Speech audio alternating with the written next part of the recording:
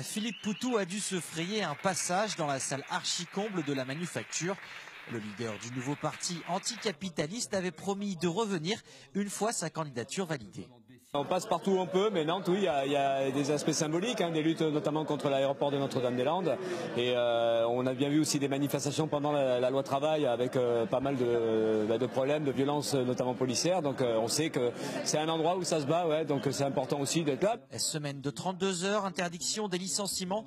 Philippe Poutou veut marquer sa différence à l'extrême gauche. Dans l'auditoire, les moins de 30 ans sont bien représentés. Le fait qu'il y ait beaucoup de non à l'aéroport, pour moi, c'est déjà une bonne base.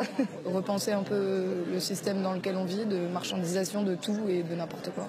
Pour un système d'égalité entre les gens, contre la xénophobie.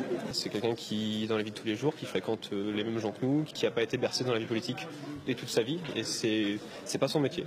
Et je pense que c'est important.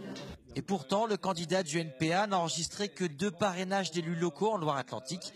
Au premier rang, on trouve donc plutôt des représentants syndicaux et associatifs. Notre candidature, elle s'inscrit complètement dans tout ce qu'on défend dans les luttes. Donc évidemment, nos meetings, ils sont révélateurs des gens avec qui on milite tout simplement. Et voilà, on milite avec des collectifs migrants, on milite avec tout un tas de forces à Notre-Dame-des-Landes ou ailleurs. C'est pas dans les élections que ça se passe, ce sera dans les luttes contre les rapports sociaux. De ce point de vue-là, c'est pas très compliqué de faire campagne. Et les militants nantais du NPA ont déjà donné rendez-vous le 6 avril prochain pour une nouvelle réunion publique autour de leur programme.